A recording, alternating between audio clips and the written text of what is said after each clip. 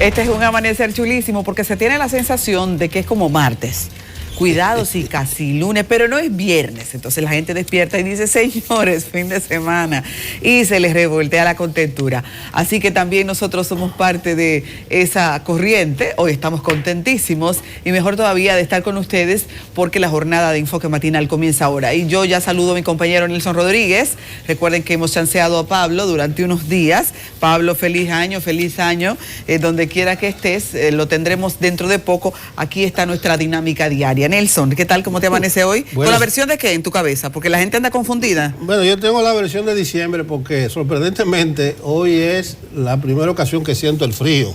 Hay un frío navideño. El 3 de enero, y saludo al señor Maquini donde quiera que se encuentre. Cuando yo tomé vacaciones aquí, él todos los días me mencionaba.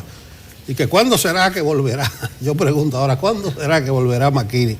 Hay que ir a recursos humanos. Fin de semana largo, señores. Recuerden, el lunes es el feriado de los Santos Reyes. Ya yo tengo mi barba de Melchor lista para esta tarde llevar a los nietos, a Diego y Elian. Yo creo que no están en sintonía ahora porque como están en vacaciones escolares. Hay que sí, dejarlos que se levanten más tarde. Me toca el papel de uno de los Reyes Magos esta tarde. Y además el bolsillo de un abuelo, porque ese es otra. Que se supone sea muy bondadoso, ¿eh? No, porque la abuela no está criando.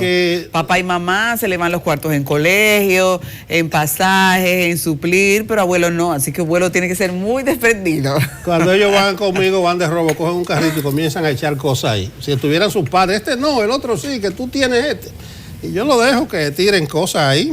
Casualmente, hablando de los Reyes Proconsumidor, anunció ayer que hizo una inspección en los lugares de mayor venta de juguetes para que todo esté bien. Hizo las recomendaciones del lugar con una campaña que lleva por título "No juegues con la seguridad de tus hijos".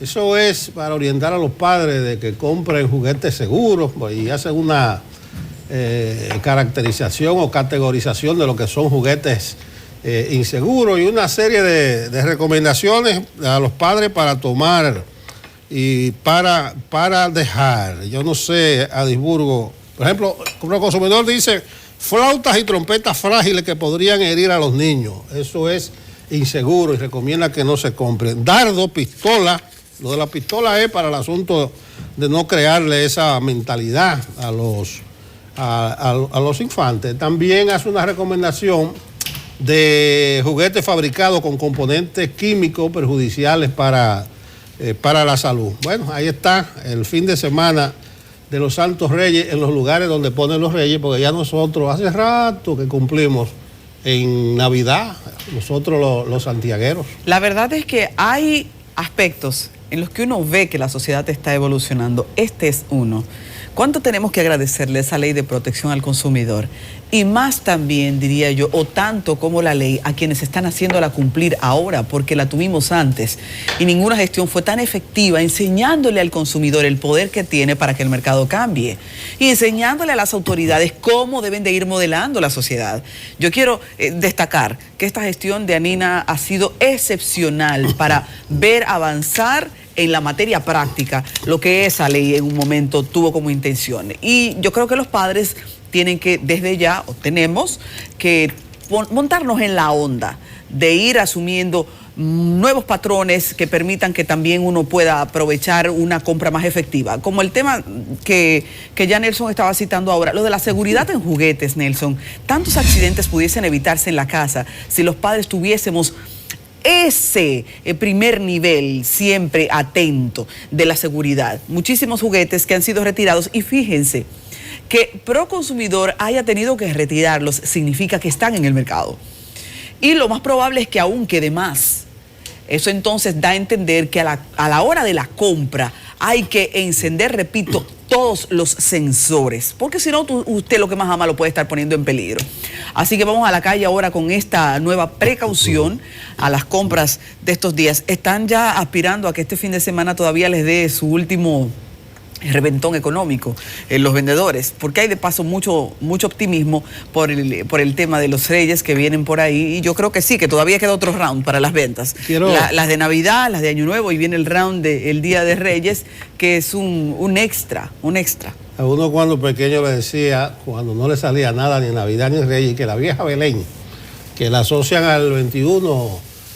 Día de Nuestra Señora de Altagracia, la vieja Belén, ya no existe. Comenzar a manipular los muchachos, dice que se portaron mal y por eso no te dejaron. Yo creo que es mal el enfoque. Si usted tiene un niño que no va a recibir un regalo por la razón X, nunca trabaje el cerebro de él sobre la base de la culpa, porque es malformar a un niño y de paso desestimularlo. Si usted tiene un niño, refuerce sus conductas positivas, nunca las negativas. Si acaso es que lo hizo mal, no creo que ningún niño se merezca que le digan que el año entero se portó mal y por eso no le dejaron un juguete. En un momento como ese, lo mejor es ser honestos. Entonces, desmontar el mito, si es que papá y mamá o algún cercano no puede mantener esa ilusión del juguete, porque es criminalizar la inocencia de un niño, por Dios. Quiero unirme al reconocimiento que tú haces a Proconsumidor en la persona de Yanina del Castillo, su directora ejecutiva. Creo que esa es una de las instituciones que se ha ganado un espacio en esta sociedad. Es respetable en todos los ámbitos, porque Yanina se mete en los comercios grandes y pequeños, te instala un inspector en la caja registradora y además, si hay que sancionar, sanciona. Tiene vías efectivas para que el consumidor se queje y tiene respuesta rápida y además mecanismos para que si un consumidor se siente estafado le devuelvan o su dinero o su electrodoméstico. Entonces hay instituciones que se ganan un espacio y he merecido el reconocimiento a Proconsumidor, que estará o ya está activo desde ayer, antes de ayer, en la campaña con los juguetes. Otra entidad, o son varias las entidades que hay que reconocerle por su desempeño eficiente, es el Comité de Operaciones de Emergencia, el COE. Digo varias instituciones porque en el COE están agrupadas 22.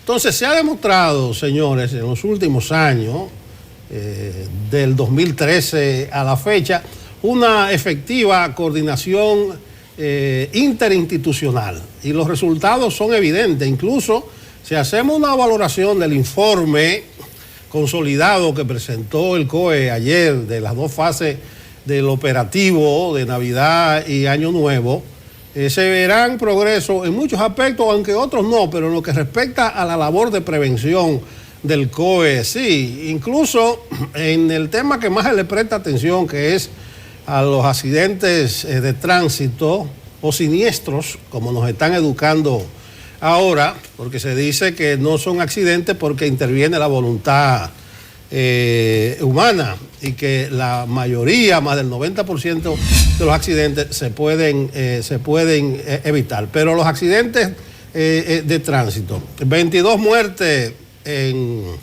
durante el operativo, aunque el COE dice que realmente en el perímetro que abarcaba solo fueron 16. Es una manera de contabilizar que ya incluso la gente la está entendiendo. Algunos medios de comunicación incluso ya están a tono y hacen las diferencias. 22 muertes. Esa es una menos que el operativo del 18, 2 menos que el operativo del 17. Esto de lo que cubre el operativo, que son accidentes de tránsito y prevención de intoxicaciones alcohólicas y alimentarias, se ilustra de distintas maneras. Por ejemplo, en la primera fase, el COE dijo que fallecieron 12 personas, pero 3 de ellas fueron fuera del operativo. Y mencionó los 3 casos. Y me llamó la atención uno, por curioso. Fue un motorista que murió en Rincón, La Vega, en la puerta del cementerio. Te dirá, mire, que a donde fue a morir ese motorista. Pero el COE dice, Rincón y ningún camino vecinal está previsto en el operativo, y si ocurrió un accidente, un fallecimiento ocurrió. Entonces el COE, ya para complacer a los medios, lo cuenta. Pero esto de los accidentes y de la efectividad me remite a un dato que dio el COE ayer, que ya una experta que entrevistamos aquí nos los había dicho. Nosotros somos primero en la región en cuanto a siniestralidad de tránsito, y tercero en el mundo. En el mundo, señores, mire, Miren qué honor se le confiere a la República Dominicana. Entonces el COE dice, durante los 4 días del operativo fallecieron 22 personas, o sea, 24 y 25, 31 y día primero. Y eso da un promedio de 5.5 personas por día del operativo. Pero dice el COE que los fines de semana, los 2 días de los fines de semana, el promedio de muertes en accidentes de tránsito en República Dominicana es de 9. Por eso yo no sazono tanto estos operativos de Semana Santa, de Navidad, de cadenas radiales, porque señores, miren eso, 9 fallecimientos en accidentes de tránsito cada fin de semana en la República Dominicana. Otro dato que no podía faltar, de las 22 muertes que reportó ayer el COE, 17 correspondieron a motoristas. Ahí está, un poco más del 75%. Eso es infaltable, nosotros aquí lo decíamos, atención con los motoristas, pero parece que es algo difícil de corregir. Un dato que me llamó la atención fue el de las intoxicaciones alcohólicas de menores. Durante el operativo se reportaron 513 intoxicaciones alcohólicas y 47 correspondieron a menores de edad entre 3 y 17 años. Me llamó la atención que en la primera fase del operativo hubo 214 casos de personas intoxicadas y entre ellas 19 menores, pero entre 11 y 17 años. Es decir, que en Nochebuena y Navidad, fíjense, 11 la edad menor, y en la parte de Año Nuevo, 3 años es la edad menor entre los menores intoxicados. 47 menores intoxicados. Creo que la primera culpa recae sobre los padres. Creo que es una severa irresponsabilidad de estos padres. Entonces, ahí está el operativo 1920 del COE.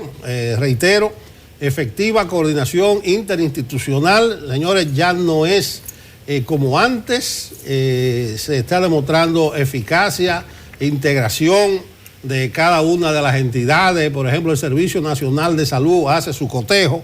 Termino con la misma inquietud que expresé en el comentario de la primera fase del operativo. ¿Por qué el sistema 911 no forma parte de las 22 instituciones que integran estos operativos? Para el 24, un día después del COE, el 27 de diciembre, el sistema 911 dio su informe. Atendimos tantas emergencias por ruido, por accidentes, pero debiera ser una de las partes fundamentales de las instituciones que integran el COE para estos operativos, el Sistema Nacional de Emergencias 911. Estamos buscando protagonismo todavía. Nelson, esos padres, esos mismos que dieron alcohol a sus hijos, esos son los que en un país con régimen de consecuencias les retiran la custodia de sus hijos y se rajan a llorar porque son los que más aman. Tú no puedes amar y tener ese nivel de irresponsabilidad, pero ya entonces tendremos que dejarle eso a la instancia particular de cada uno, porque la del Estado o se rindió y se quedó solo en la fase de los informes, o uno no sabe qué pasa. Nelson, resulta que el 2019 murió con una tarea muy importante para esta sociedad y una discusión que no llegó al final, la del voto automatizado, que comienza entonces en este año de inmediato a dar noticia y a moverse. La Junta Central Electoral, que ya ha comenzado ese proceso, aunque tendrá siempre la diferencia o el voto ruidoso del partido de Leonel, que ha decidido mantener una resistencia a todas las posibilidades. En esta semana insiste en que los partidos asuman el rol protagónico que toca para que esto se pueda conseguir antes de las elecciones de febrero. Independientemente de que hay un grupo que entiende que todo esto es satisfacer en unos niveles hasta ridículos un sistema de partidos que sabe que hay muchas tareas en la Junta Central Electoral complicadas y que esta multiplicidad de presiones pudiese no ser favorecedora para el proceso. Ahí lo tenemos, yo creo que debió ser antes, pero aún hacerlo ahora debe ser entonces parte de un compromiso, ya que nos metimos en el barco, vigilado, comprometido de todos, integrando a todas las partes.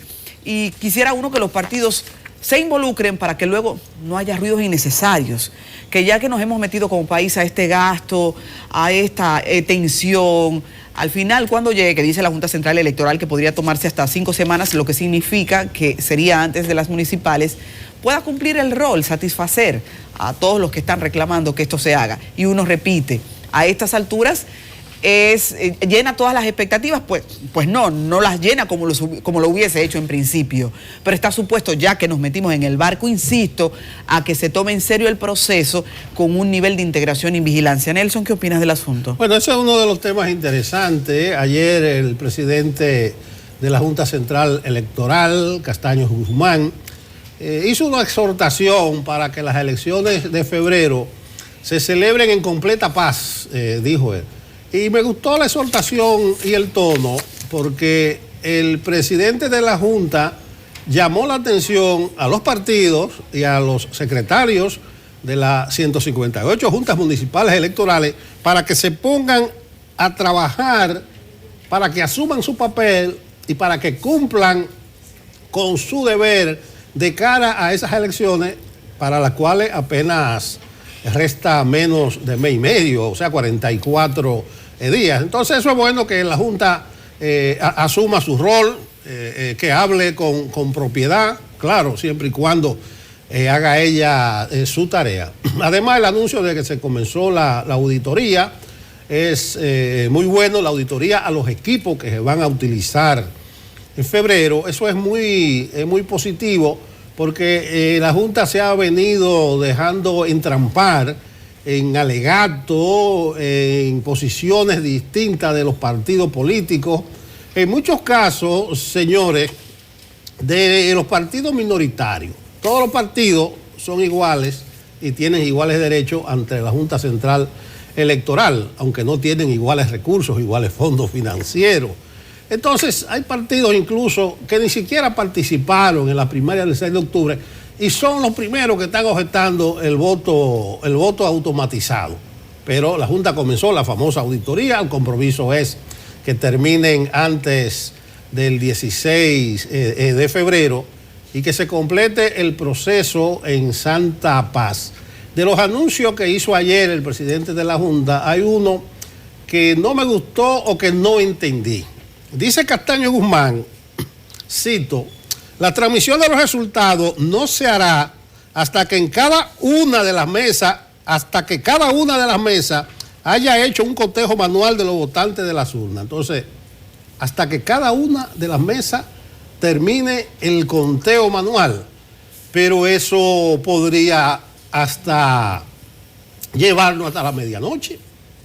Esperar que todas las mesas culminen el conteo manual para comenzar a transmitir los resultados.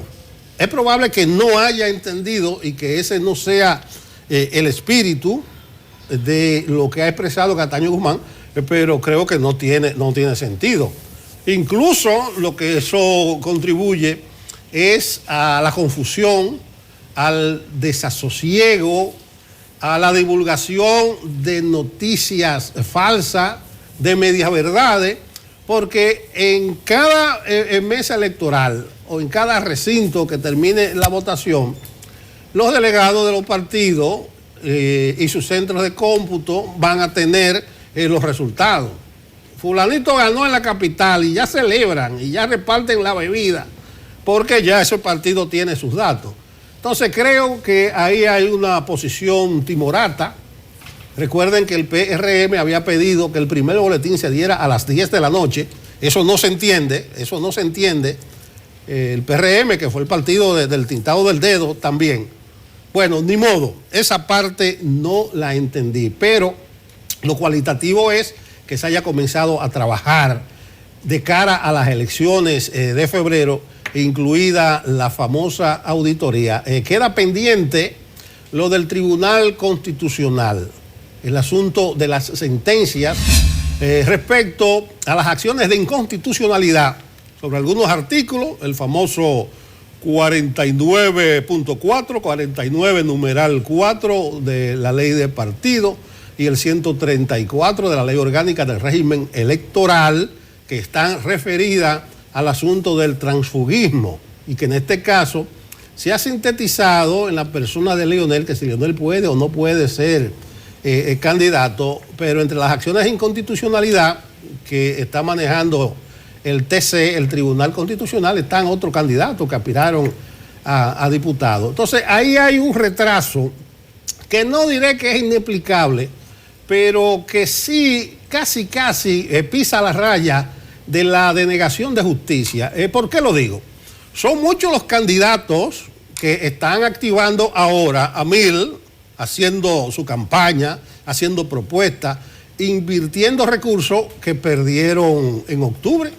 Aquí hemos citado ejemplos emblemáticos de seguidores de Leonel que perdieron en octubre y que son candidatos a alcalde en San Juan, en distintos sitios. Entonces, si el Tribunal Constitucional ahora se despacha con una sentencia, dándole validez a esos artículos y ratificando la intención del legislador en lo que respecta al transfugismo, creo que no sería justo para esta gente que ya están en campaña y que necesariamente, y más luego de la sentencia del Tribunal Superior Electoral que habilitó a Leonel, no pueden esperar a que el Tribunal Constitucional se pronuncie. Yo pedí como regalo de Navidad la sentencia, no fui complacido, pedí un cañonazo para el 31 de diciembre tampoco.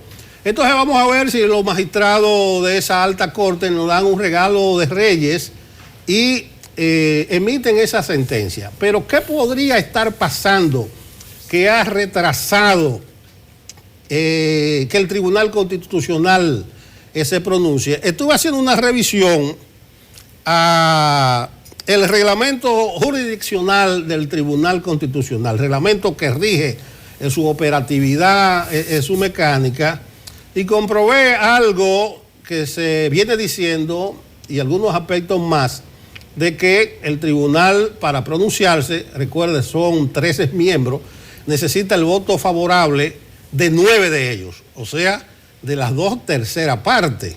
Bueno, las 2/3 partes de 13 son 8.6, pero ahí redondearon 9 votos favorables.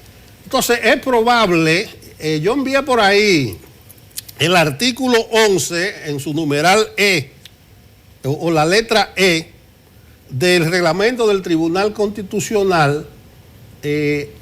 Ahí está. Parece que es lo que está retrasando un poco esa sentencia. Y creo que hay que zafar ese nudo. O sea, se necesitan 9 votos favorables. Y dice ese artículo 11 en su letra E, en caso contrario será sometido de nuevo a una próxima sesión del Pleno, o sea, si no hay acuerdo, en un plazo no mayor de un mes. Todos los jueces presentes en la deliberación tienen la obligación de votar a favor o en contra del proyecto. Entonces creo que es muy probable que no se estén alcanzando esos 9 votos, pero también hay otra posible razón, que es la letra F de ese mismo numeral 11 del reglamento jurisdiccional del Tribunal Constitucional. ¿Qué dice la letra F? Y esto puede ser una de las causas, estoy conjeturando, especulando. Si el Pleno aprueba una tesis distinta a la desarrollada en el proyecto original, podrá designar un nuevo juez ponente que redactará el nuevo proyecto de sentencia conforme a la tesis mayoritaria en caso de que el juez ponente original solicite el desapoderamiento del proyecto. Entonces es muy probable que haya diferencia de fondo en cuanto a la valoración del asunto del transfugismo y que eso haya dificultad que se emita la sentencia o las sentencias, porque son varias las acciones. Pero ojo, creo que es tiempo ya de que el Tribunal Constitucional se pronuncie al respecto. Fueron acciones, por lo menos recuerdo las primeras 2 declaradas de urgencia, tuvieron en la agenda prioritaria, se conocieron en audiencia pública y quedó en manos del Tribunal deliberar y pronunciarse, pero está pasando algo.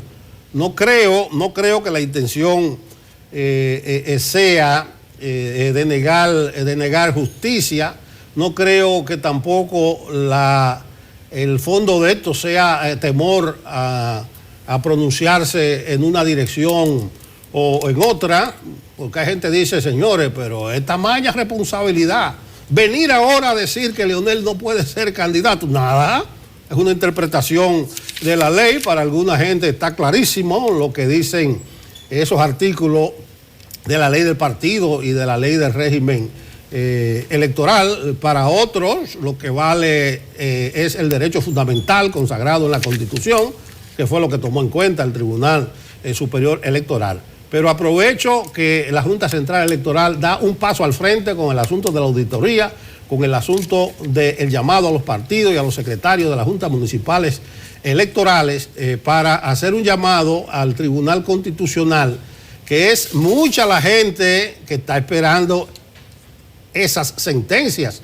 Y cuando digo mucha la gente, porque está pensado en función de un candidato a diputado y otro alcalde que sometieron acciones de inconstitucionalidad, que está pensado en función de que el PLD también se sumó a uno de esos alegatos, está pensado en función de Leonel, pero hay que pensar también de las decenas de candidatos, que perdieron en octubre y que están en las listas para febrero, y que en caso de que el Constitucional adopte una decisión que le desfavorezca, tendrán que echarse a un lado ya a esta altura del juego. Entonces ahí está el requerimiento al Tribunal Constitucional de que se pronuncie ya. Incluso muchos de los magistrados uno conoce cómo piensan al respecto, porque en una que otra coyuntura se han pronunciado sobre el transfugismo y sobre la validez de los derechos fundamentales,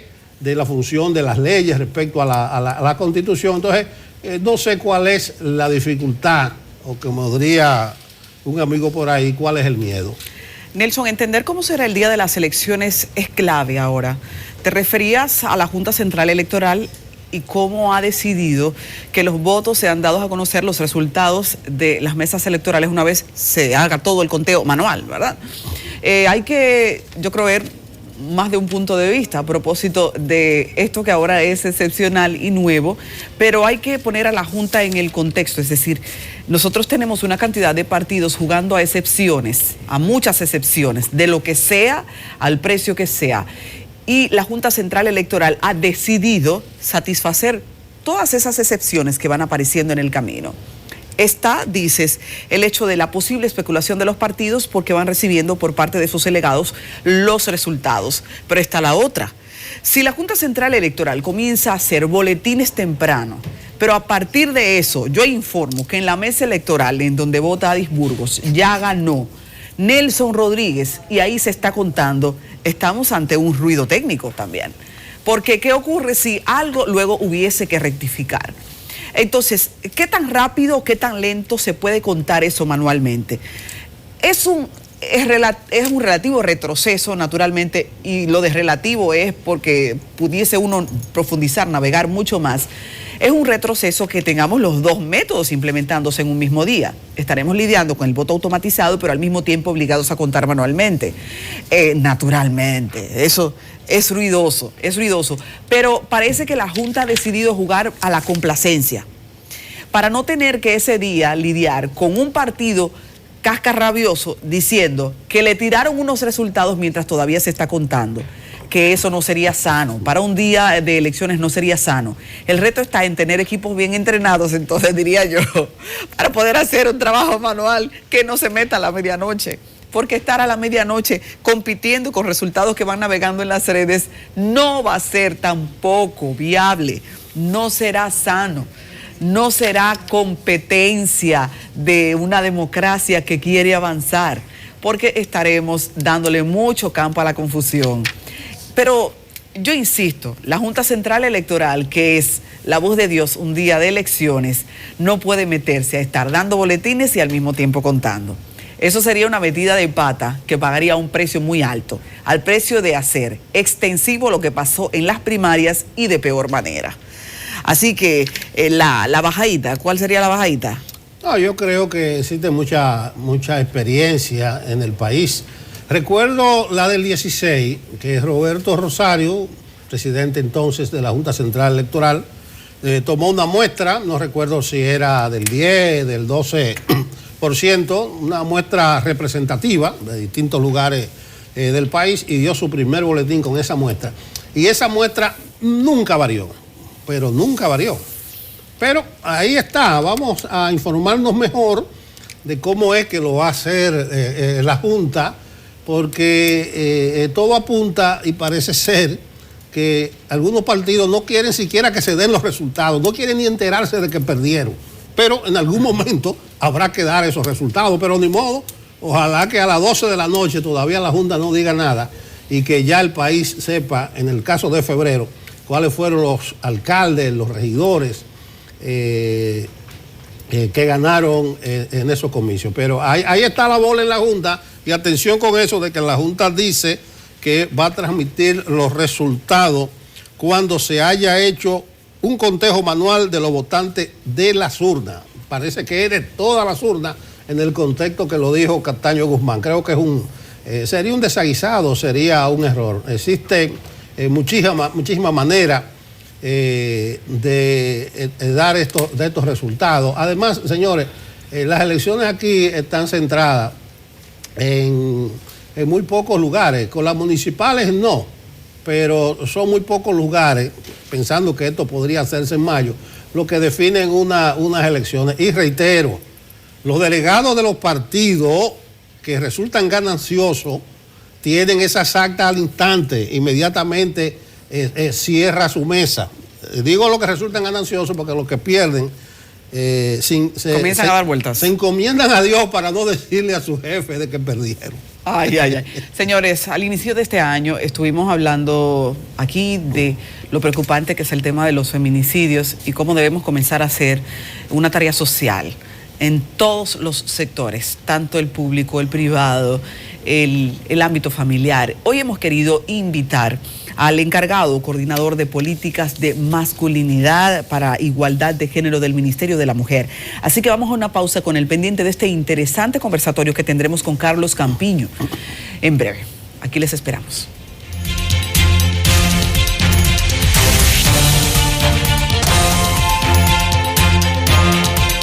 Queremos saludarles de nuevo y darles los buenos días. Gracias por esta parte, la paciencia, la colaboración, el interés de ustedes de estar con nosotros en la entrevista.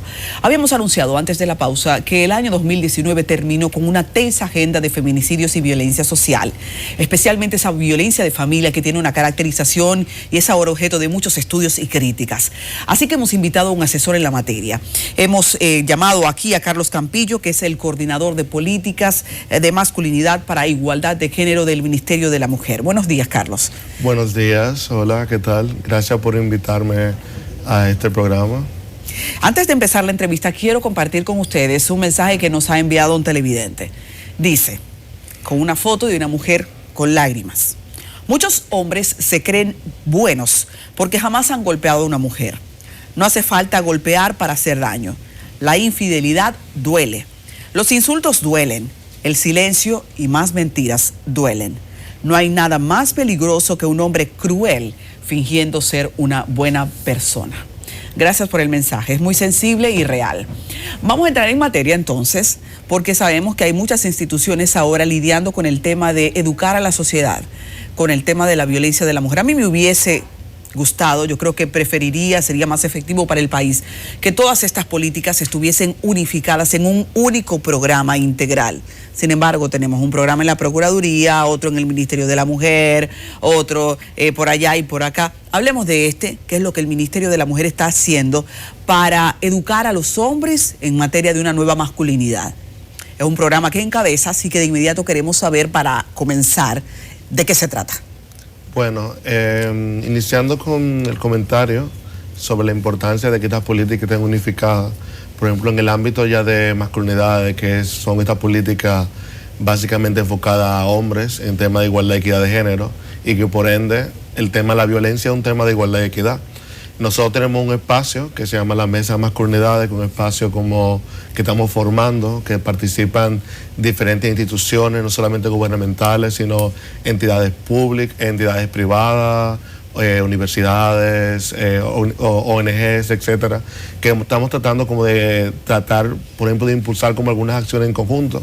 Yo creo que alguna vez es como un poquito difícil porque tenemos todavía esta cultura como de caciques regionales, que todavía es un poquito como complicado poder hacer acción en conjunto. Un patriarcado como exactamente. arraigado a la sociedad. Yo creo que el patriarcado también se refleja también en las mismas acciones de las políticas como la estamos viendo.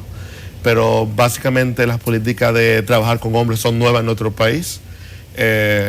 Comenzaron trabajándose a través de la sociedad civil, principalmente ONGs que estaban respaldadas por la cooperación internacional, principalmente la cooperación alemana o española en los años 90, pero a partir como de las últimas décadas en Latinoamérica hay como una línea de trabajo hacia hombres, y entonces esta gestión de Yanet Camilo se ha dado como esa prioridad de trabajar con los hombres, porque si analizamos el tema de la violencia, a pesar de que es una temática que sufren las mujeres, en realidad es un problema de nosotros los hombres, de cómo la sociedad nos cría a nosotros, cómo nos educa, cómo nos moldea dentro de una sociedad violenta, donde está totalmente normalizada cualquier expresión de violencia. No solamente esas expresiones visibles de violencia física, sino cuestiones estructurales, cuestiones que se encuentran sumamente normalizadas. Carlos, dime algo. Hay quienes establecen, y bueno, eso se vincula mucho al estudio de la violencia familiar, el feminicidio, que el desarrollo de la mujer, el relanzamiento de la mujer ahora como profesional, como persona, como individuo, sus nuevos derechos adquiridos, que siempre estuvieron ahí, pero no se daban por sentado, esa individualidad, ese derecho a yo puedo decir que no, aunque a ti te moleste, es base de los feminicidios, de esa violencia del hombre. Sin embargo, quisiera preguntarte qué abordaje le dan ustedes, porque el hombre antes de que la mujer se relanzara era un gran violento también. El machismo, el patriarcado, lo que pasa es que sus golpes ocurrían en silencio, no trascendían a una corte, no trascendían a una denuncia, la mujer era golpeada y agredida igual o tal vez de una forma más cruel. ¿Qué se puede decir? ¿Es realmente esa nueva, ese feminismo, esa búsqueda de la superación de la mujer parte de toda la historia? Yo creo que totalmente lo contrario. O sea, yo creo que el feminismo ha ayudado que se visibilice la violencia de las mujeres como un problema social. Y la violencia hacia las mujeres siempre ha existido en la historia. O sea, porque la violencia hacia las mujeres es un castigo social. No es un fenómeno de la modernización. Es un castigo que siempre a las mujeres siempre se le ha castigado por el hecho de ser mujeres. En casi todas las culturas, en casi todas las sociedades. Inclusive la violencia evoluciona. O sea, estamos hablando del siglo XXI, pero hoy en día estamos hablando de violencia cibernética. Si vamos a países, aquí hay unos altísimos índices de violencia hacia las mujeres, pero todavía en el pleno siglo XXI las mujeres siguen luchando por el derecho a aprender a leer y escribir. O alguna zona, por ejemplo, de África, miles de mujeres mueren porque se le eliminan sus genitales, sus clítoris, para no tener placer sexual. Venimos una sociedad, el patriarcado se encuentra muy profundo en la manera de pensar y de actuar. Y yo creo que el feminismo como movimiento de liberación social que surge en el siglo XVIII con la Revolución Francesa ha contribuido bastante en el tema de derechos humanos y a visibilizar. Porque a pesar de que en República Dominicana tenemos una enorme tasa de violencia hacia las mujeres, pero aunque estas tasas y esas cifras de denuncias, que me parece que el año pasado fueron más o menos 97.000 denuncias de violencia, es un aspecto positivo. Porque esto significa que la sociedad tiene un reconocimiento de que esto está mal. Y déjame decirte que en realidad estas no son todas las denuncias, porque en promedio una mujer puede durar más o menos 7 años para imponer una denuncia. O sea, increíble. Y estamos en un proceso, porque todavía hoy en día la violencia está sumamente normalizada, pero yo creo que estamos avanzando como sociedad. Y yo creo que tanto las mujeres como los hombres, el feminismo es un movimiento incluyente, no solamente por parte de las mujeres, sino por parte de los hombres, porque también libera a los hombres de esa carga que el patriarcado también hace a la vida de los mismos hombres. Me encanta ese enfoque. Comenzamos a hablar del programa que ustedes tienen, que es un programa totalmente preventivo porque trata de a un público que uno tiene dentro de los patrones normales, educarlo en este tema de la nueva masculinidad. Cuando te encuentras con esos hombres, ¿qué hallazgos haces que puedas compartir con nosotros? Increíblemente, muchas veces nosotros tenemos la percepción de que cuando hablamos de estos temas, como que los hombres se encuentran, tenemos el prejuicio de que los hombres se encuentran cerrados. Yo creo que a pesar de la perspectiva cultural que tenemos del hombre típico dominicano machista, yo creo que los hombres están muy abiertos, por ejemplo, a cambiar. Porque cuando hablamos de temas, por ejemplo, la paternidad activa, de los hombres poder expresar su cariño, de los hombres poder cuidar su salud, de los hombres poder... Son cuestiones relacionadas con su propia libertad. Si analizamos cuestiones como la salud o el promedio de vida de hombres y mujeres en República Dominicana, igual que el promedio de Latinoamérica, los hombres viven por lo menos 6 años menos que las mujeres. Y está relacionado con una cultura donde nosotros nos educan para ser fuertes y donde no la podemos represión de las emociones, eso enferma. Claro, no podemos ir a un médico, no nos gusta ir a los médicos, tenemos que estar siempre fuertes y demostrar que somos fuertes, y eso se traduce inclusive hasta la calidad de vida. Entonces, cuando un hombre toma conciencia de este tipo de cosas, que son cuestiones que ni pensamos nunca, porque están tan normalizadas y forman parte de nuestra vida cotidiana, que son cuestiones que nos liberan bastante.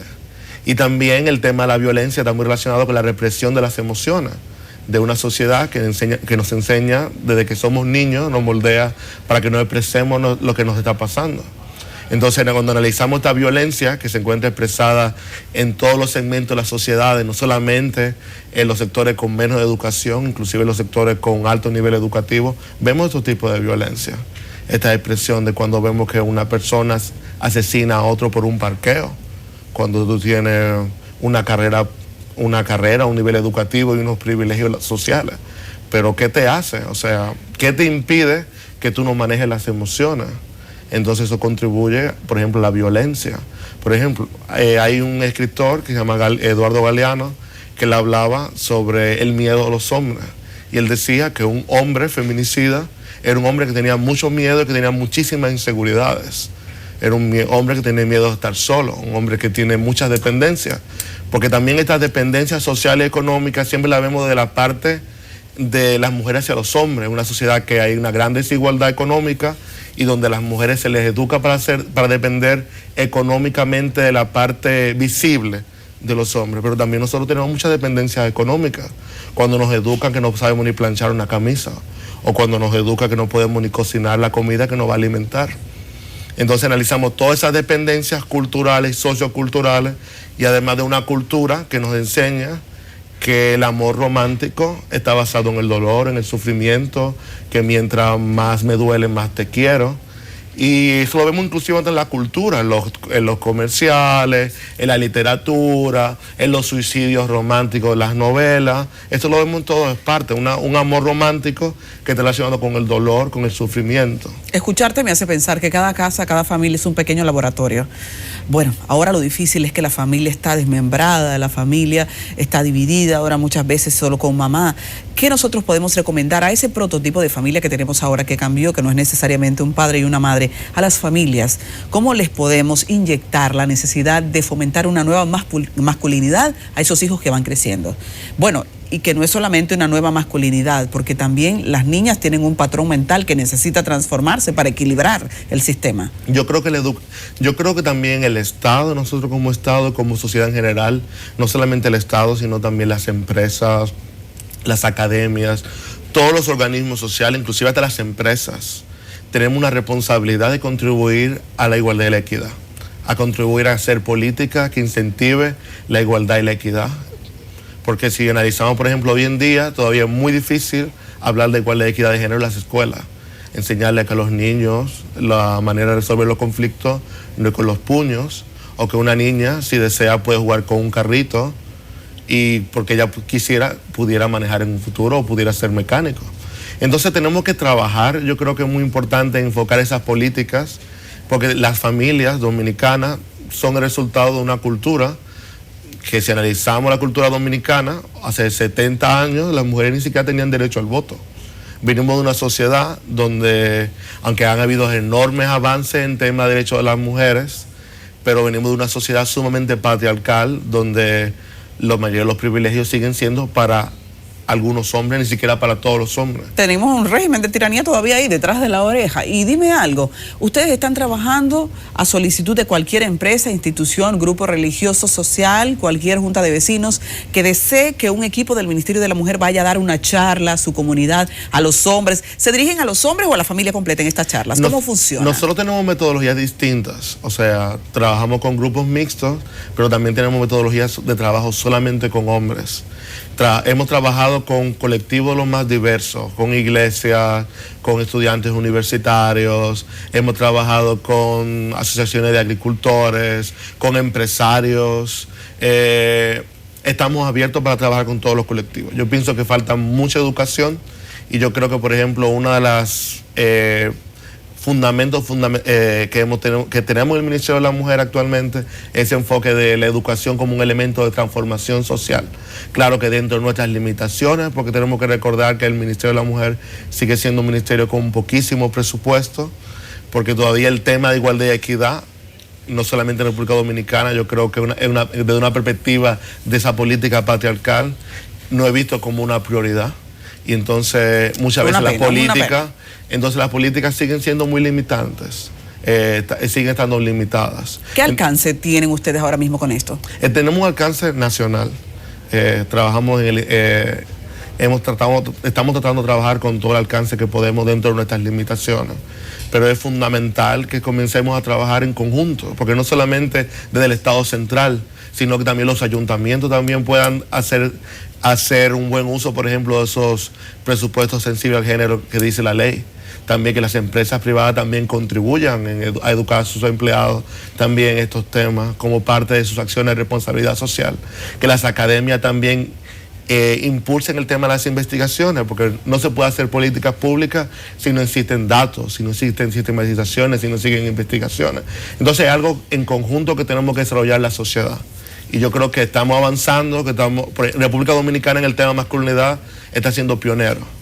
¿En qué estamos siendo pioneros? En el tema a veces nos vemos nosotros y solo alcanzamos a ver las aguas turbias. Sí, porque es parte de nuestra cultura. O sea, nosotros tenemos esta cultura pesimista, ese pensamiento del siglo XIX, de que somos lo peor, de que somos lo malo, etcétera. Yo pienso que hay cosas interesantísimas, por ejemplo, en este tema masculinidades, hay muchos países que tienen experiencia interesantísima. Por ejemplo, en Chile, en Costa Rica, en países de la región, para no hablarte de países con realidades muy diferentes a nosotros, Suiza o Noruega, que tienen una experiencia interesantísima con trabajo con hombres, con grupos de hombres que se reúnen sistemáticamente, que hablan de sus emociones, que hablan de las cosas que les afectan, y eso es chulísimo porque surgen cosas interesantísimas. Pero esas se basan principalmente desde la sociedad civil. Por ejemplo, en la parte del Estado como impulsor de este tipo de políticas, República Dominicana es pionero. Y dime algo, cuando te sientas a escuchar el testimonio, el pensamiento de un hombre con tendencia a cometer feminicidios, ¿qué descubres? ¿Qué podemos decir a ese hombre que nos está mirando y que él ha comenzado a identificar que tiene tendencias violentas? Es muy difícil que los mismos hombres reconozcan que tienen esas tendencias. Porque siempre es un impulso. Existe inclusive la sociedad a justificar ese tipo de acciones. Pero si tú notas que tiene que tú no puedes manejar tu ira, que tienes problemas con la agresividad, que tienes problemas con celos compulsivos, cuestiones tan pequeñas como déjame revisar tu celular o decirle a mi pareja la ropa que va a usar, son cuestiones tan pequeñas que pueden terminar en un feminicidio porque están relacionados con esos celos enfermizos. Yo creo que es muy importante buscar una ayuda profesional. Y, por ejemplo, el Centro Conductual de Hombres, que también es un caso interesantísimo, pionero en Latinoamérica, porque existen otros centros conductuales, pero están descentralizados. Trabajan con ayuntamientos, etcétera, en otros países, pero aquí trabajan a través de la Procuraduría. Ahí trabaja el señor Luis Berger, y él trabaja ya con hombres que están procesados, que tienen procesos de violencia. Y el 98% de estos hombres que reciben una ayuda de abordaje psicológico, de terapéutico, no vuelve a agredir, no vuelve a hacer una agresión. O sea, es interesante. Muchas veces nosotros los hombres necesitamos personas que nos escuchen o personas que podamos expresar nuestros sentimientos, porque tenemos muchas cosas cargadas, desde nuestra crianza, una crianza violenta, o muchas veces es una manera errónea de ver la vida. porque a nosotros nos moldean de una manera muy violenta. La cultura nos moldea a nosotros de una manera para ejercer ese poder. Y parte del ejercicio de ese poder es la violencia. Increíble. ¿Y qué consejos podemos darle a la gente que ahora está en esa posición pero no está siendo sometido a una terapia? Tú eres un terapeuta de esto ya en la práctica. Yo creo es muy importante que aparte de la terapia, porque has dicho que vaya a terapia, pero ¿qué consejos prácticos puedes muchas comenzar? veces para una misma persona es muy difícil reconocer que tiene estos problemas. Y es interesante que si, por ejemplo, en el ambiente de trabajo, si tenemos un compañero que, por ejemplo, está haciendo acciones de acoso, por ejemplo, en el ambiente laboral, o que tenemos un compañero de estudio que vemos que tiene acciones violentas, o en el ámbito familiar, un hijo, un hermano, la propia pareja, que vemos que está haciendo acciones violentas. No solamente acciones, ya estas acciones que consideramos brutales de estos casos de violencia, sino acciones pequeñas, estos micromachismos, decirte, oh, vas a salir con esta ropa, oh, déjame revisar tus redes sociales para ver con quién tú hablas, oh, no te puedes juntar con esta persona. Estas son acciones que ya una persona que está teniendo esta tendencia necesita buscar ayuda. Y yo creo que es muy importante que estas personas, que son personas dentro de su círculo de confianza, comiencen a socializar, decirle, mira, tú necesitas hablar con una persona, tú no estás bien. Y también, si hay un caso ya de una situación de violencia, hay que denunciar. Y es muy importante denunciar. Es muy difícil denunciar porque cada persona vive una situación compleja. Muchas veces, pero es muy importante denunciar. Cuando ya están pasando situaciones de violencia que ya están pasando de cuestiones micro. Entonces es muy importante denunciar, porque uno de los principales problemas de nuestro país y a nivel también global es que, por ejemplo, un proceso, una víctima puede durar hasta 7 años para denunciar a su agresor, aunque esté sufriendo terriblemente. Se queda invisible por mucho tiempo el problema. Claro, se encuentra invisible, y no solamente que cuando se socializa la violencia, tenemos una persona, una amiga, un amigo, un familiar, y nos está pasando este tipo de situación, muchas veces se culpabilizan a las mujeres víctimas. Se dice, no, te está pasando esto, pero tú eres la culpable de esta cosa que te está pasando. O cómo tú le vas a hacer esto a esta persona, pero esta persona es el papá de tus hijos, esta persona que te mantiene económicamente. Y no solamente eso, denunciar a un agresor, aparte de que todavía es un delito que ocurre en un ámbito íntimo, privado, es un delito que ocurre en un ámbito privado, pero que tiene un impacto público enorme. Y todavía la sociedad considera que es algo dentro de marido y mujer, que nadie debe meterse en eso. Terrible criterio que se ha alimentado por mucho tiempo. Dime algo, Carlos, si cualquier persona que nos está mirando, cualquier grupo social, quiere que ustedes vayan a su comunidad y compartan un entrenamiento, una capacitación a sus hombres, a sus mujeres, a sus familias, ¿a quién tienen que dirigirse?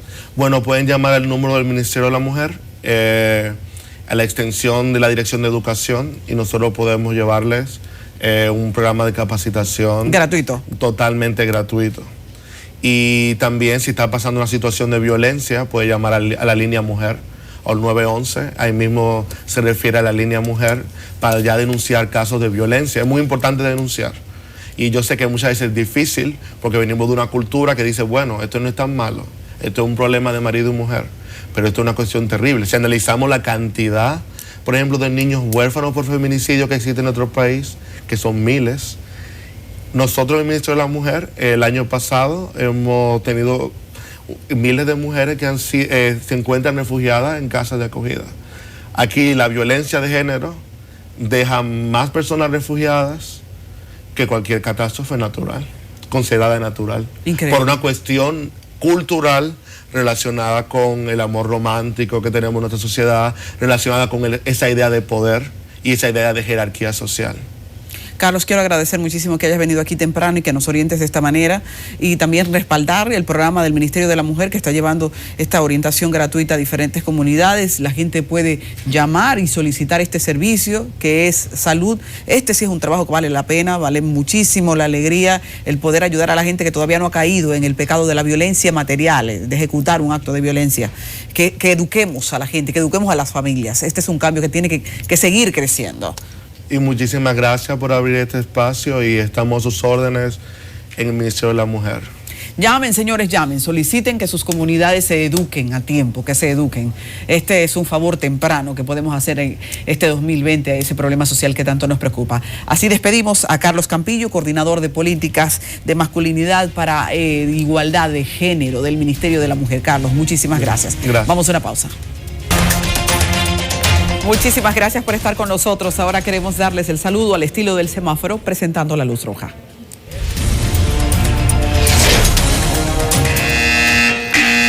No bien todavía terminamos de asimilar el informe del Centro de Operaciones de Emergencia sobre lo que ocurrió en los feriados, y digo los porque tanto está el del 24 como el del 31. No quisiera uno llover sobre mojado, pero sí llamar la atención sobre lo difícil que es ver en un país niveles de desprotección hacia la niñez. Cuando la ley no es suficiente para empoderar y proteger a lo más sensible o a uno de los aspectos más sensibles que tenemos, que es la población infantil, estamos fallando y de un pecado grande. Las intoxicaciones por alcohol de niños, ya mencionaba más temprano Nelson, que en este caso del feriado de Año Nuevo incluyó a niños hasta de 3 años de edad. Cada reporte en los diferentes feriados nos suma una pregunta. Repite la pregunta nuestro equipo. ¿Qué ha ocurrido con esos casos que uno no ve judicialización? Si nos ponemos a profundizar, la misma ley 136-03, que es el Código de Niños, Niñas y Adolescentes, de manera material, de forma específica, no atribuye consecuencias a quienes den alcohol a los niños. Sin embargo, hay garras legales para que el Ministerio Público pueda trabajar en función de la protección de niños, niñas y adolescentes. No quisiera yo decir que es tan simple como que si esa ley no lo dice no se puede asumir. Hay muchísimos otros recursos. Ese poder necesita asumirlo el Ministerio Público para que las campañas sean más respetadas, para que los padres que están supuestos y tutores a proteger a esos niños no los pongan en ese nivel de peligro. Esa no es una manera de celebrar, es una gran irresponsabilidad que queremos volver a sancionar. Y pasemos así a la luz amarilla.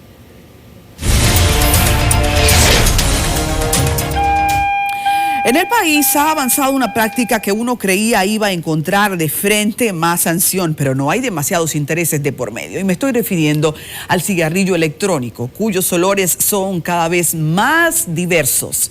Y de paso se han expandido por esos olores, por esa sutileza a la práctica entre los menores de edad. Hoy en Estados Unidos hay un gran debate a propósito de cómo el gobierno se había comprometido para que en febrero estuviesen eliminados todos los cigarrillos electrónicos. La primera fase, ahora ha anunciado el presidente, será eliminar por lo menos todos los saborizados, de forma que solo se mantenga en el mercado la venta de cigarrillos electrónicos que tengan olor a menta y a tabaco, de modo tal que pueda identificarse el consumo en el público que no está apto para eso, refiriéndonos a los menores. Cualquier muchachito de 13 años se te sentaba con un olor a fresa a fumar y parecía como que no estaba haciendo nada tan violento. Estaba simplemente de forma sutil compartiendo un olor agradable en una práctica socialmente ya comenzando a ser aceptada. En República Dominicana, y por eso el comentario en nivel de advertencia, no hemos tomado ninguna decisión en función del cigarrillo electrónico. Ya antes hemos hablado de su peligro y hay muchas sociedades preocupadas porque estamos dejando crecer un monstruo. Aquí también los menores de edad andan con un consumo muy masivo del cigarrillo electrónico en función de esos olores, de esos saborizados que parecen sutiles y no lo son para nada. Es el primer nivel de una adicción peligrosísima con gran compromiso a la salud. La pregunta queda abierta. ¿Qué haremos ahora en un momento en que el mundo entero está legislando en contra de un cigarrillo electrónico que mata y nosotros seguimos haciéndole coro al peligro? La dejo abierta y pasemos así a la luz verde. Esta luz verde es para aplaudir lo que Proconsumidor ha anunciado y ha comenzado a fomentar en los últimos días, que es la compra segura de juguetes. Una compra segura que ha comenzado con una campaña de retirar más de 1000 tipos de juguetes que pueden ahogar, que pueden intoxicar, que pueden poner en peligro la inocencia de un niño jugando con algo que le puede atragantar. Recuerde, aunque la entidad pública puede hacer recomendaciones, quienes necesitamos tener esa decisión final somos los padres. Así que depure un juguete antes de comprarlo. No importa qué barato sea, si pone en juego la vida de su hijo, no vale la pena. Así que ahora que los muchachos están esperando sus juguetes, tome la versión segura, que usted lo va a agradecer a corto y también a largo plazo, usted mismo y sus hijos también. Hasta aquí con cariño el semáforo. Débora Terán, nutricionista, dietista, es nuestra invitada de este momento. Y qué momento más oportuno, ya luego de que han pasado las principales fiestas, Nochebuena, Año Nuevo, y ya todo el mundo sabe de los desarreglos que traen consigo estas celebraciones. Y qué mejor de comenzar a hablar entonces de cómo perder esas libritas o cómo controlar un poquito la boca ya cuando comienza el año. Débora, un placer tenerte por aquí. Hola, buenos días. Igualmente un placer para mí estar acá. Y bueno, así como usted dice, es súper importante, además que el mes de enero es un momento como para nosotros trazarnos metas y nuevos objetivos, así que la gente tiene la motivación enorme, ¿no? O sea, la motivación bien en alto, y es bien importante como que entre ahí la parte de la alimentación, del ejercicio, además de que todos estamos conscientes en que hemos cometido un montón de desarreglos en la alimentación, ¿no? De bebida, de comer muchos excesos, ¿no? Bueno, vamos a ver qué consejo tú puedes darnos. Hay un político que su consigna es comer es primero, antes de cualquier otra cosa. Entonces yo no sé si el primer consejo del año sea comer menos o si es necesario obedecer algunas reglas, algunos requisitos. Eso de llevar una dieta no es sinónimo de ingerir menos alimentos. Así es. También es importante que cuando la gente vaya a hacer un plan de alimentación o una dieta, siempre acuda al médico a ver si no hay ningún tipo de complicación o si no sufre de algo, o si por ejemplo tiene anemia o algún otro trastorno, que lo que haga es que cuando empiece un plan de alimentación más bien afecte más la salud. Y como bien usted dice, no es lo mismo que disminuir las cantidades, sino saber también cómo balancear esos alimentos, ¿no? Yo siempre le digo a la gente que no hay por qué eliminar alimentos, sino simplemente saber cómo balancearlos. Yo siempre hago una regla de que es que el plato, lo que hago es que la mitad se divide con vegetales, un puñito de carbohidrato y la palma de la mano de proteínas. Es como una parte práctica de conocer cómo distribuir el plato, ¿no? Sí, pero vamos a ver algunos consejos prácticos. Sí. Sin necesidad de acudir a una consulta. Okay. Ya uno amaneció hoy en plan de dieta. Sí. O sea, ¿cuáles primeras recomendaciones tú harías? Porque nosotros que somos pragmáticos, lo que hacemos es reducir la cantidad de alimentos. Si nos comemos un plato así, nos comemos un platico así. Entonces, ¿qué dieta tú recomendarías llevar para después de los desarreglos? Sí. Lo primero, pues de consejo sería comer 5 veces al día. Siempre es importante realizar desayuno, merienda, almuerzo, merienda y cena, ¿no? Tratar de que sean horarios fijos. Incluir también la parte del ejercicio, que eso nos ayuda a reducir también las calorías y también a mantener la misma motivación, ¿no? O sea, cuando tú haces ejercicio también te mantienes motivado con la parte de la alimentación. Y bueno, sería reducir consumo de grasas, consumo de azúcar, los postres, tratar de comer más frutas, más vegetales, disminuir el consumo de alcohol, o sea, como que todo eso irlo llevando poco a poco, ¿no? Y no ser tan exigente de momento, porque también no ponernos metas muy altas para no después fracasar en el intento, ni compararnos con otras personas, porque hay quienes bajan mucho más rápido, hay quienes bajan un poquito más lento, o sea, cada quien a su ritmo, ¿no? Has mencionado 2 veces los ejercicios. Sí. Tengo entendido que tú te desempeñas en Body Show de Punta Cana. O sea, tú más o menos eres la dietista del gimnasio. Sí. Entonces, ¿qué tipo de ejercicios tú recomendarías en este momento para comenzar la dieta luego del desarreglo? Bueno, la gente le tiene como que mucho miedo al tema o le tiene un poco de respeto a las pesas, ¿no? Siempre yo digo que es bueno combinar la parte del ejercicio cardiovascular y también la parte de las pesas. Y también, bueno, siempre estar cuidando como el tipo de ejercicio que realices, el tipo de, la cantidad de pesas también que tengas en consideración. Y se recomienda al menos hacer media hora diaria de algún tipo de ejercicio cardiovascular para que sean 150 minutos a la semana, ¿no? Entonces eso, combinar cardio con algo de pesas y siempre supervisado, y para saber que lo estamos haciendo bien.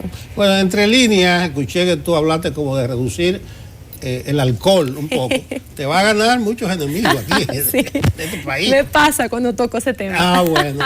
Por el maldito alcohol, dice la bachata de Fran Reyes. ¿Tiene alguna relación la cantidad de alcohol con la probabilidad de disminuir de peso? Sí, de hecho, nosotros los latinos lo primero que hacemos es siempre incluir el alcohol, y que bueno, si tengo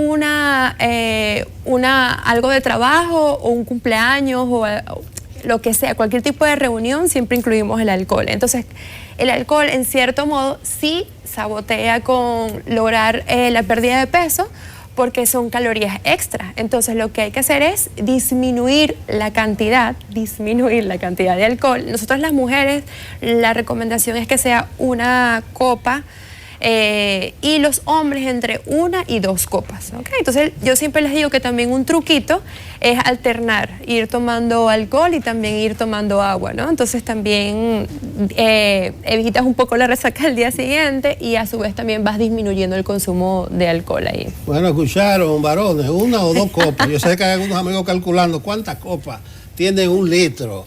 Dijiste nosotros los latinoamericanos, no recuerdo haber dicho que tú eres venezolana. Ah, sí, soy venezolana. Ya llevo 5 años acá. 5 años en la República Dominicana. Así El asunto de visitar a la nutricionista, en este caso, la dietista, los dominicanos decimos, yo conozco mi cuerpo, yo sé cuándo subo, cuándo bajo, lo que tengo que hacer. Es recomendable siempre que se va a emprender una dieta, visitar al nutricionista. Bueno, es lo idóneo. Ahorita, actualmente pues en los medios encontramos muchísima información. Entonces también hay que saber descartar qué cosas son reales y qué cosas no lo son, porque también muchas veces más bien puede afectar nuestra salud si hacemos algún tipo de dieta muy restrictiva. Entonces la idea es llevar, simplemente nosotros mismos sabemos qué es lo que hemos hecho mal. Entonces, tomar conciencia de eso y ir disminuyendo cantidades, comer más saludable, crear hábitos sanos, y que no solamente sea nosotros como individuos, sino también en el entorno de la casa, del trabajo, y es algo que se va haciendo progresivo. Una de las cosas bien chulas también para ver el antes y el después de ese cambio es tomarse una foto. Yo siempre le digo a todos mis pacientes, traten de tomarse una foto para que se vean hoy cómo están y después el cambio que van teniendo, ¿no? Y es súper motivador ver, porque de hecho ellos mismos a veces no se dan cuenta y no creen que han logrado eso, hasta que yo le digo, pero mírate cómo estabas antes.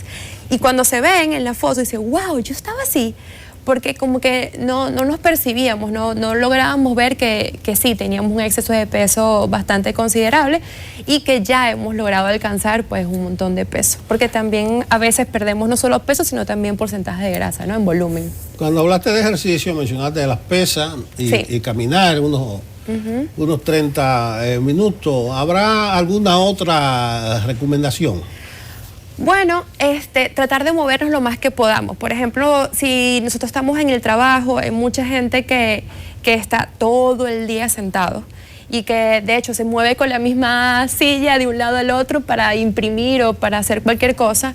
La idea es también poner la impresora un poco más lejos y movilizarnos un poco más durante el trabajo. Quizás si tenemos el carro estacionado, no parquearlo justo enfrente de la entrada, sino un poco más lejos, como para obligarnos a caminar, ¿no? Y de hecho, los teléfonos, los relojes inteligentes, todo eso hoy en día tienen la oportunidad que nos muestran la cantidad de pasos que hemos hecho en el día. Entonces también nos va diciendo metas. Bueno, ponte más pasos, camina un poco más, y eso también te te dice, hey, muévete. Porque lo importante es moverse. Si hay gente que no le gusta ir a un sitio a hacer ejercicio, a un gimnasio, por ejemplo, bueno, pues al aire libre o caminar, agarrar las escaleras y subir y bajar por las escaleras. O sea, buscar la forma o simplemente en la casa de movernos, ¿no?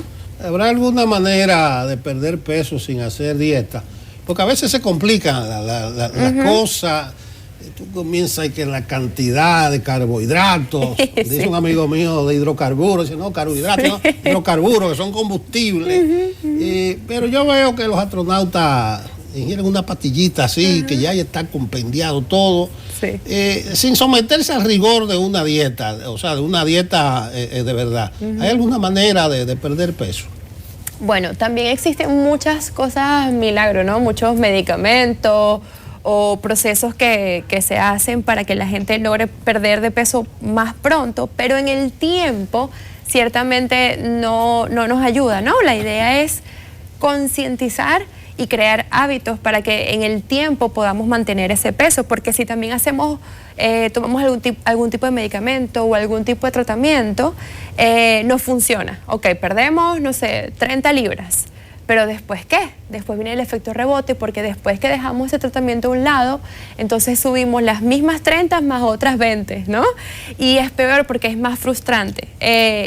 Una de las cosas más difíciles de eso, de los planes de dieta, es la frustración que la gente tiene, ¿no? Subidas y bajones, como que, bueno, tengo toda la emoción de hacer el plan de alimentación, de bajar de peso, la motivación de enero, pero ya entonces en febrero se me acabó la motivación y me lo como todo y empiezo otra vez como con las tristezas. Y no, la idea es como que mantener esos hábitos sanos, disminuir esos alimentos que sabemos que no nos hacen bien y sí aprender un poquito de eso, de los carbohidratos y todo aquello, como leer un poco más los etiquetados y comparar a ver cuáles son los alimentos más sanos, ¿no? Débora, controlar la ansiedad. De entrada eso remite como a un psicólogo o algo así. No sé si está dentro del campo de una nutricionista dietista, porque a veces son irrefrenables los deseos. Sí.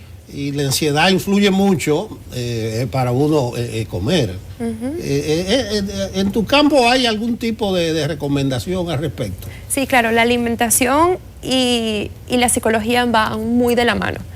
Si estamos tristes, pues o dejamos de comer, o si estamos muy contentos, más bien comemos muchísimo. Y el tema de la ansiedad tiene dos lecturas. Muchas veces los pacientes me dicen, no, tengo mucha ansiedad. Y cuando yo escucho su historial, no es que sea ansiedad, es que simplemente la persona tiene todo el día llevando malos hábitos o no ha comido lo suficiente. Entonces, claro, llega el momento de la noche y entonces dice, no, que siento ansiedad. No, es que no es ansiedad, es que simplemente no has cubierto todos tus nutrientes que tu cuerpo necesitaba durante el día y entonces, claro, él te está pidiendo que le aportes todos ellos. Y por otra parte, puede ser que sí hay un tema emocional, estrés, algo sentimental, o cosas nuevas, retos nuevos, que nos hagan entonces estar un poco más, los cambios de rutina nos hacen como que eso, generar ansiedad y entonces empezamos a comer más, a picar un poquito aquí y picar, eso va sumando y sumando calorías y ahí es cuando no nos damos cuenta. Y por ejemplo, a veces vamos a la nevera y decimos, bueno, tengo sed y en vez de simplemente tomar agua, tú si tenías algún postre o algo ahí, te comiste el postre, o sea, como que porque lo viste. Eso también es importante, saber qué alimentos tenemos en casa, ¿no? O sea, hacer compras inteligentes, porque si tenemos un montón de comidas que no son las más saludables, cuando nos dé esa ansiedad, vamos a comernos eso. No nos vamos a comer la manzana verde, por ejemplo, que si la hubiésemos comprado, nos comeríamos eso en un caso de ansiedad. Bueno, eso de abrir la nevera y marcharle a cosas que no estaban en mente, sí, era solo tomar agua, me remite a lo que es casi un axioma entre los dominicanos, que dice que la comida entra por los ojos. Sí. ¿Entiendes? Entonces, en ese sentido, no sé qué tipo tiene mucho que ver con la ansiedad, con ese desenfreno. No sé qué recomendaciones podrían hacerse yo me haría una a mí mismo, que es la de comer solo y únicamente lo que tengo que comer. Y tengo el ejemplo reciente, yo tengo ya comenzando el año mis platos más o menos de dieta, Sí. pero ponen un morito al lado. La tentación. Dame un poquito. Entonces ahí, no sé, esa expresión muy dominicana de que la comida entra por los ojos, yo creo que atenta, conspira contra cualquier plan de una dietista. Sí, es verdad. Mira, también el entorno familiar o de trabajo a veces nos sabotea sin querer, ¿no? Porque justo, bueno, ok, listo, me voy a poner a dieta. Y cumpleaños no sé qué quién, o traen una pizza a la casa y tú como que, cónchale, no quiero comerme eso, y todos están comiéndolo, entonces dices, bueno, ahí es cuando empieza el rejuego, todo es matemático. Entonces me puedo comer un pedacito de pizza, pero del resto pues me como también mi plato saludable. Y lo que usted decía, es importante, entonces simplemente servirse en el plato la cantidad que usted necesita y ya. Y de hecho el truco también es comer en platos más pequeños para que la cantidad sea más pequeña de comida. Si tengo disponibles los alimentos ahí, pues me voy a servir. Entonces eliminar todos los alimentos de la mesa y simplemente servir lo que necesito y ya. Bueno, finalmente, Débora, vamos a volver al principio, luego del desenfreno, de la farra, de la parranda en navideña, cómo volver a hacer dieta y a los ejercicios. ¿Qué recomendaciones finales tú harías? Bueno, eso, buscar recetas de todo tipo sanas, buscar a una persona que los ayude, buscar motivación, inscribirse en el gimnasio. Pensar en que no hay que ponerse metas tan grandes, saber que semanal se va a bajar entre 1 y 2 libras y disminuir el consumo de alcohol, que ya lo mencionamos, de azúcares, grasas, sal y nada, comer más frutas y vegetales y a movernos. Bueno, te desempeñas, dijimos, en Body Show de Punta Cana, sí, o sea, solamente ahí, o sea, tú no tienes consultorio. Ahí está todo. Ahí está. O ahí consultas online. Consulta online. Bueno, Débora Terán, venezolana, por más señas, nuestra invitada con un tema muy oportuno, muy puntual. Cómo retornar a la dieta y a los ejercicios tras los desarreglos de fin de año. Gracias, Débora, un placer tenerte por aquí. Nosotros continuamos.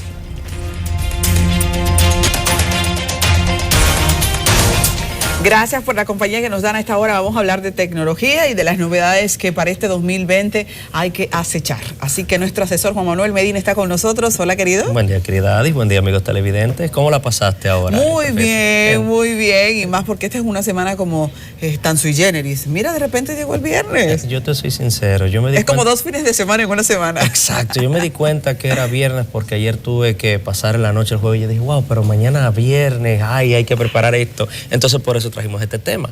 Anoche, en Enfoque Final, hablamos sobre WhatsApp, las actualizaciones que trae y algunos teléfonos, algunos smartphones que van a dejar de funcionar con WhatsApp. Pero mucha gente se quedaba sorprendida y decía, wow, ¿y cuáles son estos teléfonos que van a dejar de funcionar con WhatsApp? Entonces, hay que entender algo. El WhatsApp es una aplicación, un software de aplicaciones, y normalmente deja de funcionar ¿en qué? En un software del sistema, en un software principal, que ahí es donde viene el inconveniente principal. Si tiene alguna pregunta, alguna recomendación, agréguenos las redes sociales, Medina Costa en Twitter y Medina Costa 1 en Instagram. Entonces, WhatsApp, ¿qué es? Es la aplicación de mensajería. ¿Con qué comenzó a trabajar en este año? Con los mensajes que se autodestruyen, parecido a Telegram, parecido a muchas otras aplicaciones que cuando usted escribe algo quiere que se borre para que la otra persona lo guarde, y con el modo oscuro. ¿Qué es el modo oscuro? Recuerda que hemos hablado anteriormente de eso, que es la configuración que traen algunas aplicaciones de que de invertir los colores, esa gran luminosidad, ese brillo que tienen esas aplicaciones, que hace que nuestro teléfono consuma más batería y dure mucho menos. El WhatsApp va a venir con el modo oscuro. De hecho, un colega nuestro, el ingeniero Eduardo Inver, me estuvo preguntando, oye, ¿y cuándo WhatsApp va a venir con el modo oscuro? Porque mi batería no dura, yo uso muchísimo WhatsApp. Entonces ya este año, prepárate que viene. Entendemos que por febrero va a venir esa actualización. Me encantan los numeritos, vamos a hablar de datos. ¿Por qué WhatsApp es tan utilizado en el mundo como mensajería, como sistema de mensajería? ¿Quién es el dueño de WhatsApp?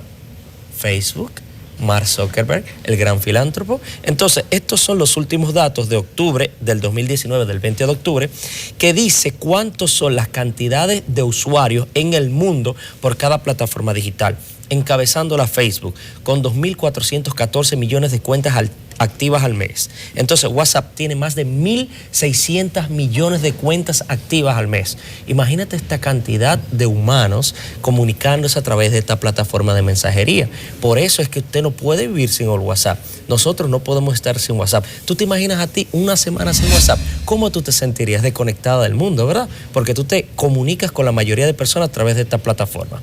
Entonces, vamos a hablar de numeritos, ¿en qué? En sistemas operativos. El sistema operativo que más se utiliza en los dispositivos móviles es Android, con un 76.2% de la utilidad general. Y los iPhone, con el sistema iOS, un 22.5%. Estamos hablando que de 1.600 millones, casi 1.200 millones de estos usuarios es a través de un sistema Android. Y por eso viene el boom. Tú verás por qué, mi querida Adis. Estos son unos números que quiero que lo tomen en cuenta. En enero del 2010 se crea el WhatsApp y en octubre del 2014 lo compra Mark Zuckerberg por 1.600. WhatsApp ha revolucionado el mundo en solo 10 años. Cumple 11 ahora en febrero. ¿Qué pasa? Lo cambió la forma de comunicarse. ¿Por qué? Porque es algo automático, efectivo, de punto a punto, que todavía está encriptado, que no lo pueden intervenir. Claro, te lo pueden hackear y hacer un secuestro de WhatsApp si tú no tomas las medidas para cuidarte de ese asunto. Bien, entonces ya eso es de la parte de Zuckerberg. Vámonos con el primero. Para aquellos usuarios de Windows Móvil, de Windows 10, que le encantan algunos equipos, que de hecho ese equipo que está ahí es uno de los equipos de Microsoft Phone. Ustedes se acuerdan los dispositivos de Nokia, que muchos Nokia lindísimos traían ciertas características que llaman la atención. Por ejemplo, este de Microsoft es un celular que tiene 20 megapíxeles de cámara. Cualquier persona lo quiere comprar. De hecho, en eBay hay muchas ofertas. Estamos hablando de $110. Hablamos de 6,000 pesos por un teléfono con esta configuración, esta calidad de imagen, etcétera, etcétera. Pero como tiene Windows Móvil, el Windows 10, ya va a dejar de funcionar para WhatsApp. ¿Qué quiere decir? Que ya no lo va a poder actualizar, no va a poder recargar la aplicación. A partir de febrero, del 1 de febrero de este año, ya esos dispositivos no van a utilizar WhatsApp. Entonces usted va a comprar un dispositivo que no va a tener todas las características que usted va a necesitar. Porque yo entiendo que usted no lo va a comprar solamente para usarlo para cámara y hacer llamadas, ¿verdad que no? Ya nadie puede vivir sin ese sistema de mensajería. Cualquier persona que tenga un dispositivo con Windows Móvil o que quiera comprarlo porque vea que es una oferta buena, no lo haga. Primero asesórese, conéctese a nuestras redes sociales acá, vea en CDN este programa y se va a dar cuenta de cuáles dispositivos puede invertir o no. Hay otros dispositivos que tienen ciertas características que usted, porque lo ve económico, quiere adquirirlo, ¿verdad? Entonces vamos a mencionarle los dispositivos con el sistema Android. Exactamente, Android, el 2.3.7 y anteriores. Estamos hablando la versión de Gingerbread. Hay muchos aparatos que usted lo ve en 4,000, 5,000 pesos, que dice, wow, déjame invertir en este aparato que es un poco económico y tiene las mismas opciones para yo poder instalar algunas aplicaciones. No. Cualquier sistema que sea del 2.3.7 de Android, que se lanzó la última actualización el 21 de septiembre del 2011, no va a poder utilizarlo. Esos son algunos dispositivos de gama media o gama baja, o algunos dispositivos de alta gama que salieron en el 2012, en el 2011, que ya no va a poder utilizarlo. ¿Cómo usted se da cuenta si puede actualizar o no dicho sistema? En Android, vaya a la parte de ajustes, que normalmente tiene ese símbolo de un engranaje, vaya a la opción acerca de mi teléfono y desde ahí busque la versión de su sistema operativo. Y si tiene 2.3.7 y no lo puede actualizar, ya no va a poder utilizar WhatsApp a partir del 1 de febrero. Ya Gerald confirmó que su dispositivo tiene la versión 8, que él no tiene ningún inconveniente con ese dispositivo. Y vámonos para la parte de iPhone. ¿Por qué te ríes? Tú sabes que fue así. Vámonos para la parte de iPhone. Los usuarios de iPhone. En el caso de iPhone va a pasar lo mismo a partir del 1 de febrero. Cualquier aparato que usted tenga con la versión 8 del iOS, o sea, si usted no tiene de la 9 para adelante, va a tener inconvenientes. Pero eso basta con hacer una actualización entonces, si ¿verdad? lo soporta el dispositivo, porque hay dispositivos que no lo soportan. Pero no se preocupen, la mayoría de dispositivos de Apple, estamos hablando desde una versión del 4S en adelante. 4S soporta la versión 9, el 5 soporta la versión 10, el 6 soporta la versión 12. ¿Qué quiere decir? Que a la mayoría de estos dispositivos todavía le quedan unos cuantos años para poder utilizarse. Okay. ¿Y cómo usted lo puede hacer? Váyase a la parte de configuración, a la parte de ajustes, vaya a la parte general, en el apartado general, y entra información. y después vaya a la versión del software y usted se va a percatar si ese dispositivo tiene la actualización necesaria para poder usar el WhatsApp. ¿Qué quiere decir? Que muchos de estos dispositivos, si usted no actualiza el sistema, el WhatsApp no lo va a poder actualizar y no va a poder utilizarlo de la mejor manera. Cuando mencionamos algunos de estos dispositivos que no van a funcionar de la mejor manera, de la manera correcta, es que ya no se le va a dar soporte. ¿Por qué? Por algo simple. Muchos software ya han dejado de utilizarse, han caído en la obsolescencia. Entonces, muchas de estas compañías ya no le da la parte de la actualización de los sistemas o el soporte para que estos mismos funcionen. A ustedes que están viviendo de sueños, de que tengo mi iPhone 4S que funciona, mejor actualícese. Le invitamos a seguir en nuestras redes sociales, en Twitter, Medina Costa y Medina Costa 1 en Instagram. Si tiene alguna pregunta o alguna recomendación, mi querida Adis. Gracias, el tema es muy útil y bueno, ahora lo que hay que hacer es actualizar. Exacto. Mándese corriendo a actualizar y cheque si su teléfono por casualidad no llena las expectativas, porque me asombra que son aparatos modernos.